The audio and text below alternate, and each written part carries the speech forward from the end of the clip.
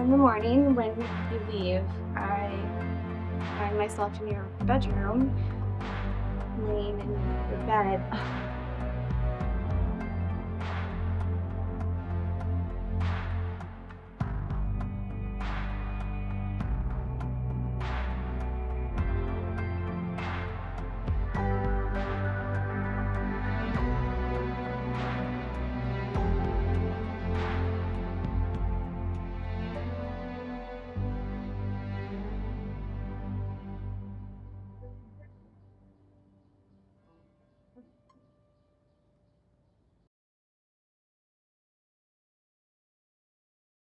So when I told the real estate agent that we were going to be opening up flotation centers, these were the some of the spots that he had suggested we look at. So we can go anytime next week. We can see. Can I borrow your car, please? No, Alina, you may not borrow my car. Alright, I'll just borrow my friends then. I'm gonna go meet my friends up. Second story within the film shifts the emotional register from quiet domestic attentiveness to charged cohabitation, using friction rather than tenderness as the entry point into a deeper exploration of intimacy, boundaries, and recognition between women. And while the surface conflict is framed through irritation, theft, and exhaustion, the emotional core reveals itself as another study of proximity forcing self-awareness in an environment where women are expected to absorb discomfort rather than articulate need. With Zoey introduced as a woman attempting to build something stable, professional, and future-oriented. Her conversations about real estate and business expansion, signaling a desire for control, structure, and forward motion that contrast sharply with Alina's chaotic presence. Yet this contrast is not merely about age or maturity, but about competing strategies for survival in a world that rarely grants women, particularly queer women, permission to exist without justification. Alina's behavior is coded as bratty, invasive, and disruptive.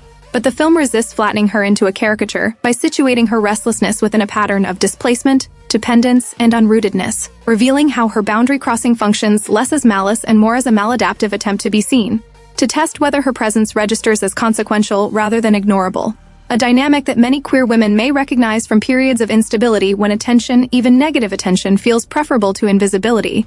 Zoey's frustration, meanwhile, resonates as a familiar portrait of emotional labor burnout, as she navigates not only shared space, but the unspoken expectation that she manage another woman's behavior without appearing cruel, controlling, or intolerant, reflecting a broader cultural script in which women are tasked with maintaining harmony at personal cost, the narrative's central violation, framed around the taking of an intensely private belonging, is treated not as a moment of shock or humor but as a profound breach of emotional and psychological safety, underscoring how intimacy without consent becomes destabilizing rather than affirming. And by avoiding explicit depiction, the film emphasizes the symbolic weight of the act rather than its mechanics, allowing the audience to focus on how such a transgression collapses boundaries between curiosity, admiration, and entitlement.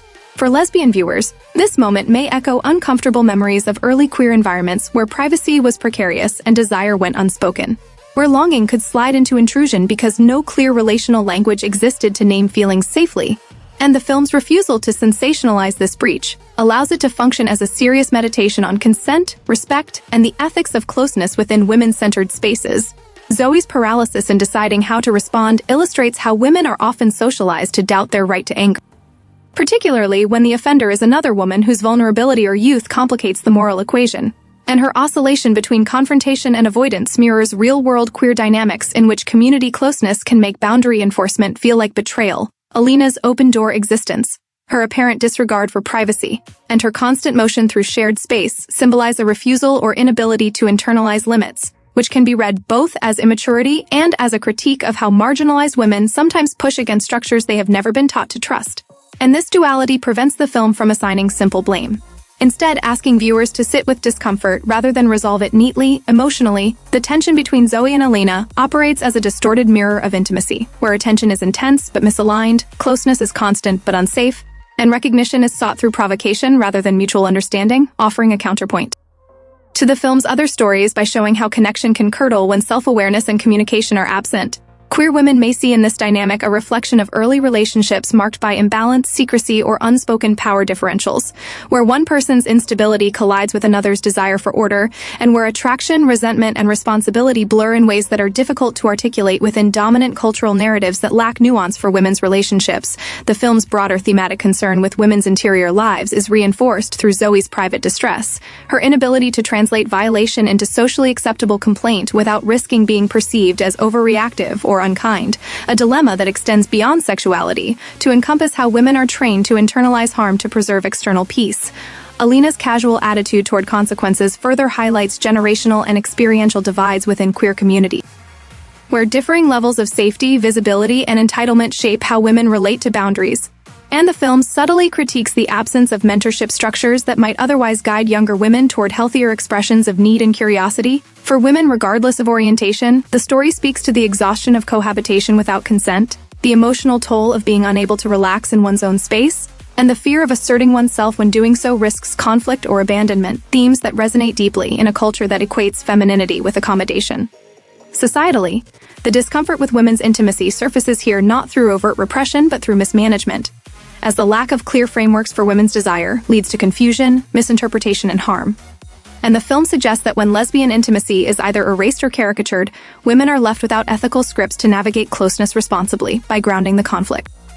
In emotional fallout rather than spectacle, the narrative resists the tendency to trivialize women's boundaries as negotiable or humorous, insisting instead on the seriousness of psychological safety and mutual respect. Symbolically, Zoey represents the cost of responsibility taken on too early or too fully, a woman whose competence becomes a trap that others exploit, while Alina embodies the volatility of unmet needs and the danger of equating attention with care, and their interaction serves as a cautionary reflection on how queer women, in the absence of supportive structures, can inadvertently harm one another while seeking connection. The film does not offer easy reconciliation, choosing instead to honor the unresolved nature of such encounters. And doing so, it validates the reality that not all relationships are meant to be healed, and that self-recognition sometimes requires separation rather than understanding. For an audience of women and LGBTQ+ viewers, this story contributes to a larger conversation about visibility by acknowledging that authenticity includes discomfort, accountability, and the courage to name harm without vilifying vulnerability,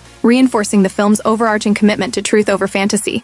Ultimately, this segment insists that women's relationships deserve ethical seriousness, that desire must be accompanied by respect, and that becoming visible to oneself includes recognizing when connection is no longer safe or sustaining. A message that deepens the film's exploration of women-centered intimacy by refusing to romanticize dysfunction while still honoring the longing that underlies it, affirming that care, connection, and emotional truth remain the foundation upon which queer women can build relationships that are not only visible, but humane.